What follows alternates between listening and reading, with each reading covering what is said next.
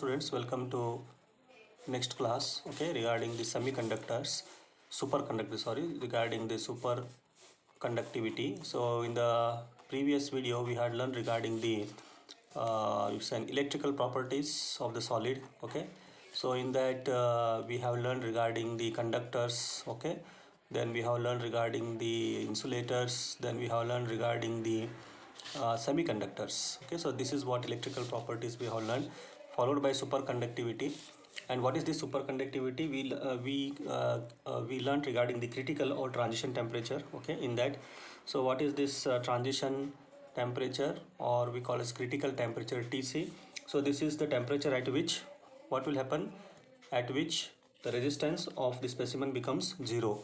The resistance of the specimen becomes zero. So this is what, okay, and it enters into superconductivity state, and enters into superconductivity state, and it enters into superconductivity state. Okay, so this is called, okay, this is called as a critical temperature. Okay, critical temperature, or transition temperature. Okay, so where the conductor is converted to superconductor. So this is what, and for this we have learned regarding for this what is that, mercury. Okay, so for the mercury we have learned as for we take it the scale here, resistance, that is your ohms, and this we have taken as temperature in Kelvin, and we have seen that the resistance 0.025, you take it as 0.050, 0.075, 0.1 and 0.125 something, and you can see as this here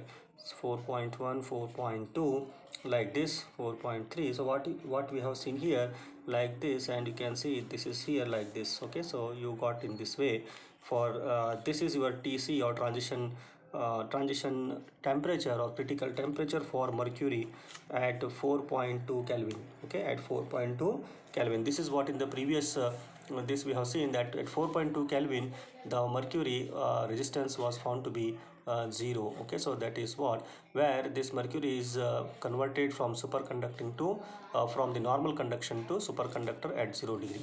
So this is what we learned and in the previous video, and today we'll go for some of the theories usually they ask in the examination. The best theory, London's theory, is there. Apart from this, the main theory is your BCS theory. Okay, what is this BCS? We learn so many theories for the explanation of this superconducting phenomena. We can see or proposed in 1935. This was one London's theory.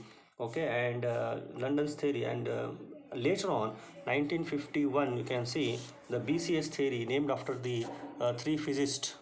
Okay, named after the three physicists. B stands for Bardeen, okay, C stands for Cooper, and S stands for Schrieffer. Okay, so these are the three physicists so who found out this theory in 1972, for which they got the Nobel Prize. For this they got the Nobel Prize.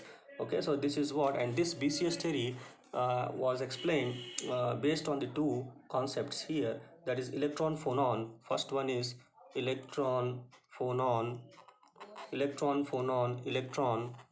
interaction. This is very much important. And second is your Cooper pair. So electron phonon electron interaction and your Cooper pair. So what is this? So this type of this type of interaction, these two, was originally suggested by the Frohlich, Frohlich. He was the first 1950 originally to explain this, but could not succeed to explain superconductivity. Okay, but he could not succeed to explain the superconductivity, and that's why later on the BCS 1958 BCS could explain this by taking the lattice vibrations. Okay, lattice vibration concept. Okay, so lattice vibration concept they took, and they could explain this how it takes an important role in the superconductivity phenomena. For example, you take this positive ions as a lattice structure. Okay, so like this, and we'll take it another here. So this is a lattice of crystal positive ions. Okay, so these are made up of the positive lattice of a positive ions. Okay, positive ions. You have to consider this, and this is how it's going to form a lattice here. Okay, so you can do it. Okay, so you can do like this. Okay, now this is a lattice structure formed here, and at normal conditions always these molecules are vibrating like this. Okay, so they at normal condition they have the vibration is there, and they produce the resistance for the normal flow of an electron. Okay, so normal flow of a electron, this is we can see. Okay, the vibration, most of the electron they don't make the electron to free movely they resist the, okay, and they form the poor conductors, and because of that they form the poor conductors because of the vibrational mode of this ions here, and not giving the electron to free movement here. So now it is moving here electron, but this molecule is somewhat vibrating here on this own place, and that's why the electron movement will be not resisting here, and that's why they will not be a good conductor here. Okay, now what happens if we introduce one electron now here?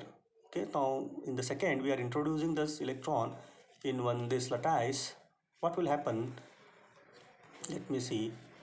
I will draw this everything.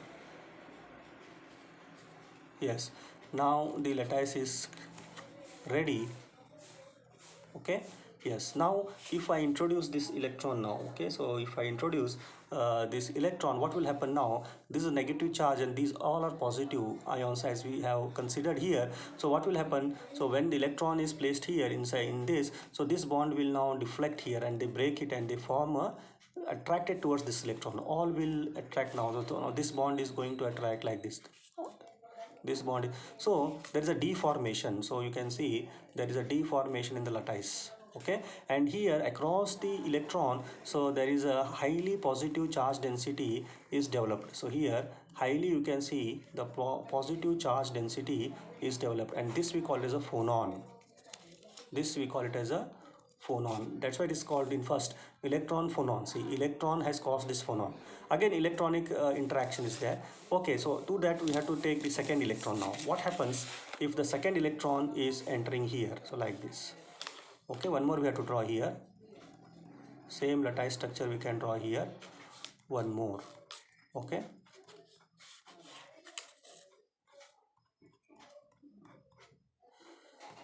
like this you can do it. Okay, so this is the another lattice structure. Already one electron is here. Okay, and these all have distortion now. These bonds have been distorted here. Some of the ions I will show here, some of this I can show here. They get the bonds have distorted here. Okay, now if I place another electron here, if I placed another electron, okay, second electron, if it comes it here, so what happens now? Electron should repel here, is it right? So there should be a repulsion. Okay, but what happens here? The electron will not repel. Why? Because a prominent dominant positive charge is across this electron, first electron. Okay, that is called phonon. Now what will happen? Now this phonon will be has the dominant character than the repulsion. Okay, so this attractive will be now dominant over the repulsion here, and this electrons get attracted here. See, and they get attracted because of what? Because of this phonon nature. Again this type layer. So there will be electron bond here, and that's why we call it as a electron phonon electron interaction like this. So electron phonon, again electron interaction. So now there will be the electron interaction. So this is happening, and this electron where interaction takes place with the effect of this phonon.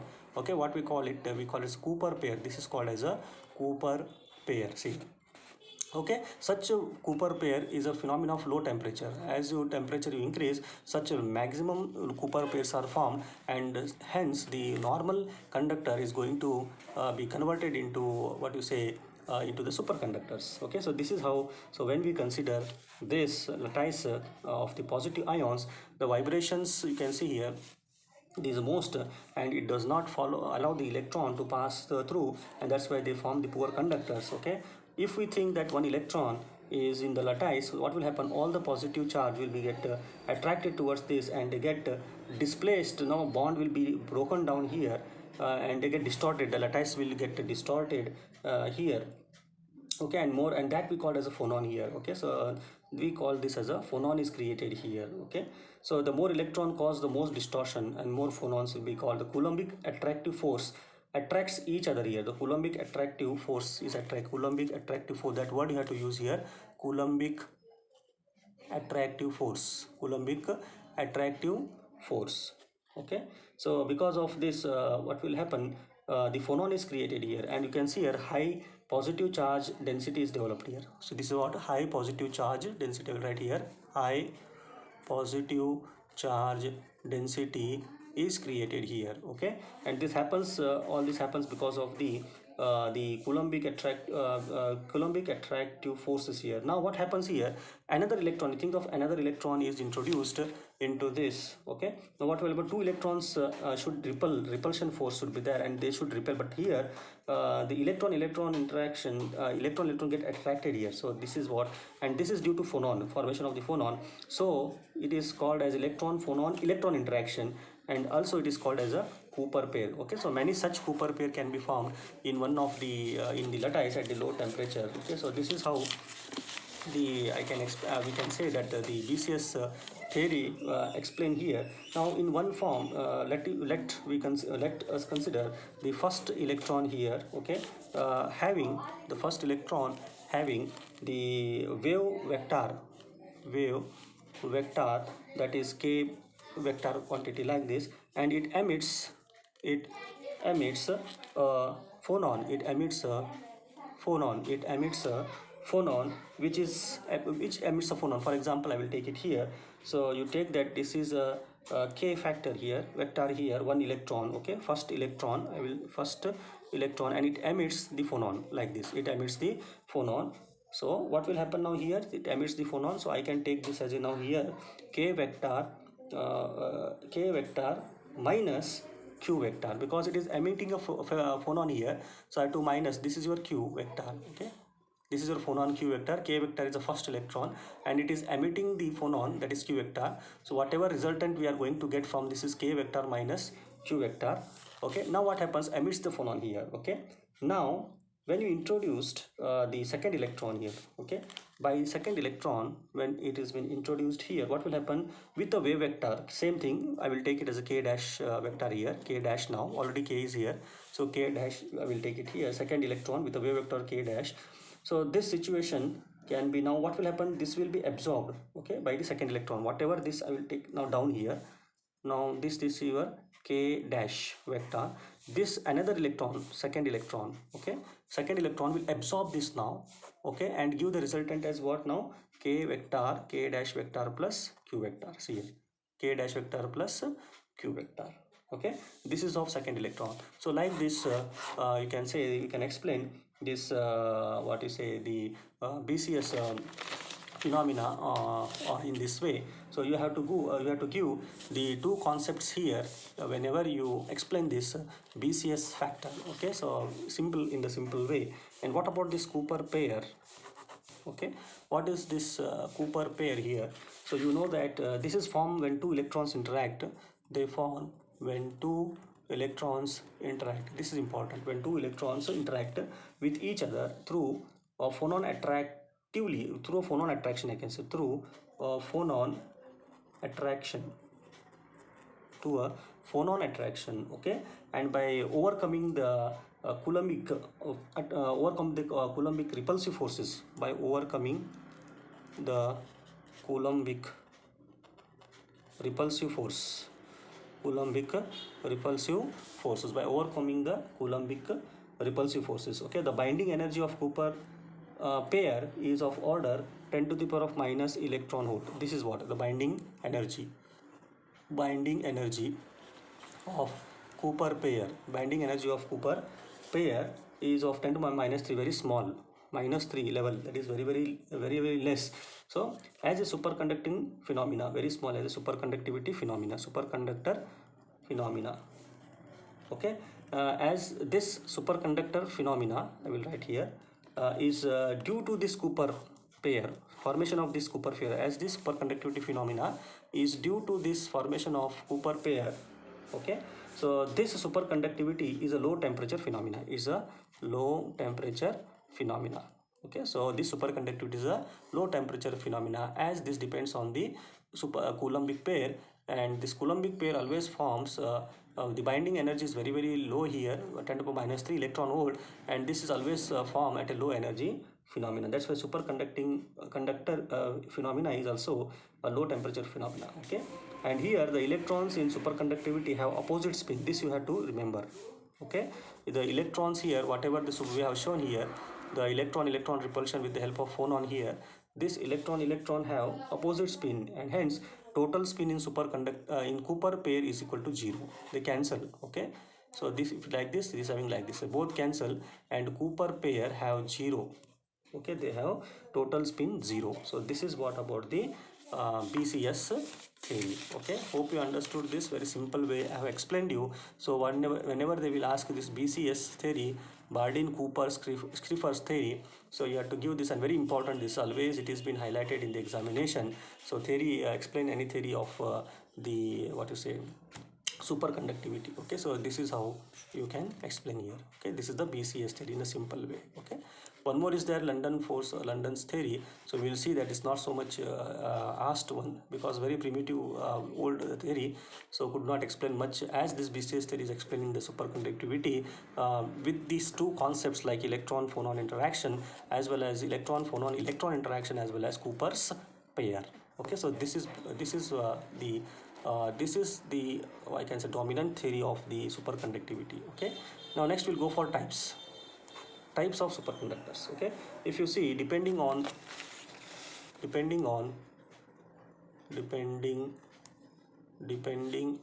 okay, now you see the behavior of superconductors, depending on the behavior of superconductors. Okay, with respect to external magnetic field,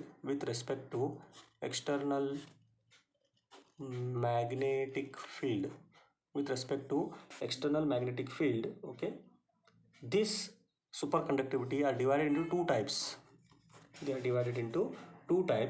So type 1 superconductors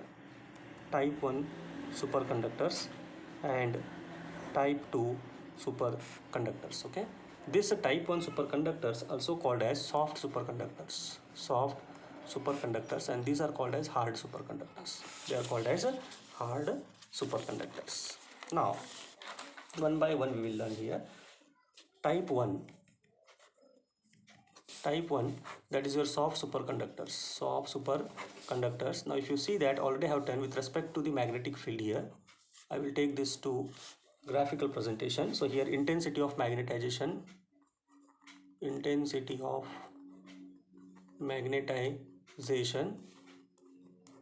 and this is your applied magnetic field, H vector.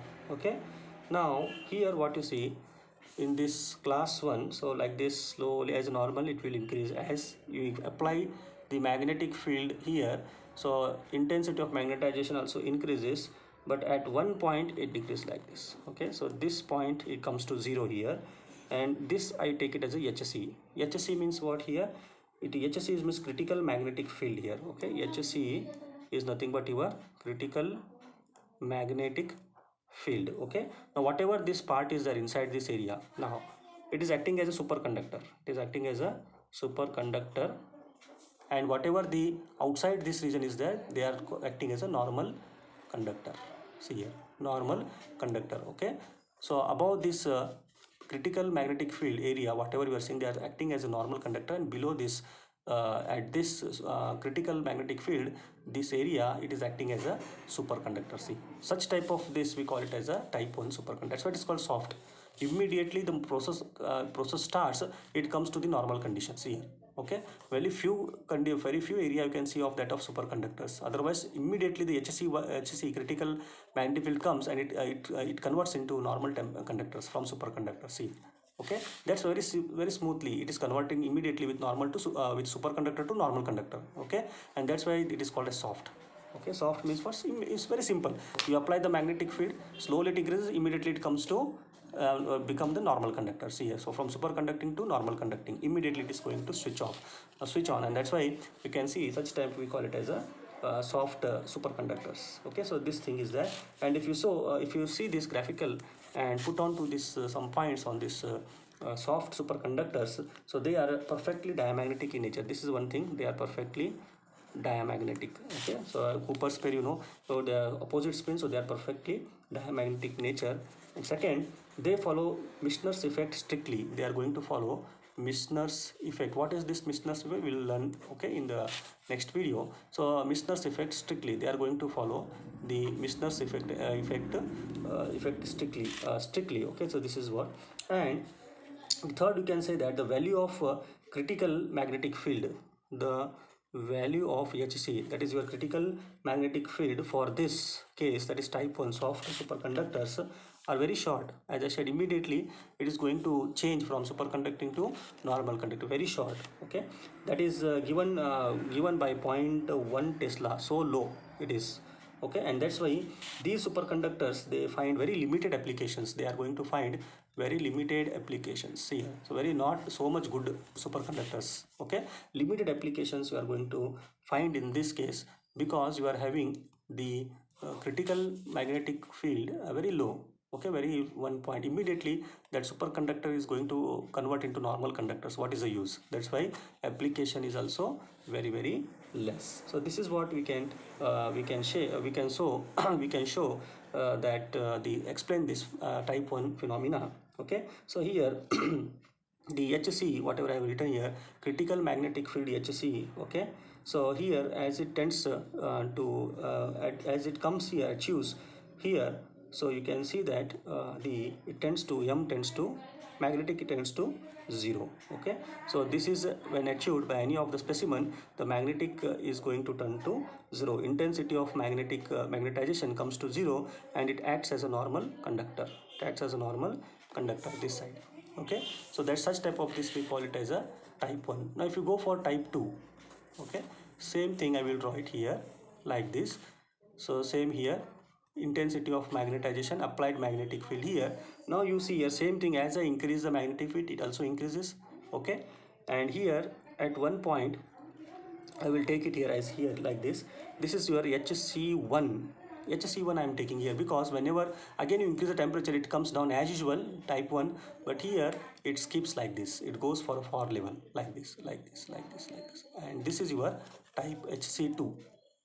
Here whatever point I am going to get, this is your HC2. See here, what is this HC1? That is, HC1 is nothing but your lower critical magnetic field. This is HC1 right here. HC1 is lower critical magnetic field. And what is HC2? HC2 is your high critical magnetic field. Okay, this is what. Okay, and that's why it lies in 3 regions. This is the first region, I will take it as a first region. Okay, this is second region, from here to here, second region, and finally from here this outside region is a third region, like this. So how I can tell now the first region? You can see here, what is this first region? So this is region, first region, I will take it here. They are the superconductors, superconductor region. Okay, what about the second region, from here to here? So second region from this side to this one, HC2. Okay, so that is your mixed state. This is your mixed state. That means you are going to found here superconducting, also normal conducting, normal conductors. Okay, superconductors plus normal conductors, and this mixed state also called as vortex. This is called as vortex region, VORTEX, vortex state or vortex region. And finally the third region, from here to here, this is your normal state. This is your normal, neither superconductors, no superconduction is seen here. So this is a normal conductor. So but it is dragging here. That is one speciality of this. Okay, now if you want to put the points on type 2, okay, now if you put the points, you want to put the points on type 2 here, how we will put it here? Okay, so graph we are having now, graph we learned in 3 regions. Now here, so here they are not following the Mishner effect strictly. The first point I am telling here, not following the Mishner effect strictly. Okay, like type 1. So type 2, they do not follow the Mishner effect very strictly. Okay, and here they don't jump abruptly to normal. So don't jump abruptly to normal, okay, state, like in type 1, like in type 1. So don't jump normally abruptly into normal state like in type 1 superconductors, okay, as the field is increased. So in the type 1 you have seen, so like this immediately they jump, but here they're not jumping abruptly. So like this, then they go like this here slightly, okay. So superconducting is extended here, okay, not like here directly jumping to 0, okay. That is what here, it will not jump abruptly to the normal state as we have seen in type 1 as the field is increased, increased. This is what, okay. And the same thing here, they also show perfect diamagnetic nature. They are showing perfect diamagnetic, okay, for the field less than kc1 or hc1, okay, lower critical field you can say, okay. So this is what they are, perfect diamagnetic for the field less than, for the field less than lower critical field, less than the lower critical field, okay. And if you see since the large, fourth one you can see, since the large, okay, magnetic field is required, magnetic field is required, since the large magnetic field is required to destroy superconducting nature, okay. So they have many applications, they have many applications here, okay. So large magnetic field is required to destroy the superconducting nature, but in type 1 immediately like this, see, immediately destroyed. But here it is not like this, it requires large magnetic field here. That's why the magnetic application, the many applications can be used in this type 2, okay. So these have many application. Type 1 very, that's why it's called soft, but it's called hard, okay. It is called hard because it's not easily conversions is to the super here normal conduction. It is going like this, like that's why 3 regions is found here, and that's why this we call as a hard. Super type 2 is also called as hard superconductors, okay. And that's why they are used in preparation of you can say high field magnets. In NMR and all we read magnets now, so it is made up of this type 2 superconductors, okay. Even the magnetic train also, nowadays magnetic train, okay. So this also used in particle accelerators, like this. So in such case this type 2 superconductors are used, okay. So I think in this video this is more than sufficient. So along with this theory, so BCS, we have learned the types of superconductors, that is type 1 superconductors and type 2 superconductors, okay. In the next video we will learn for the next concept of the superconductivity, or the next concept of the unit 4. Thank you.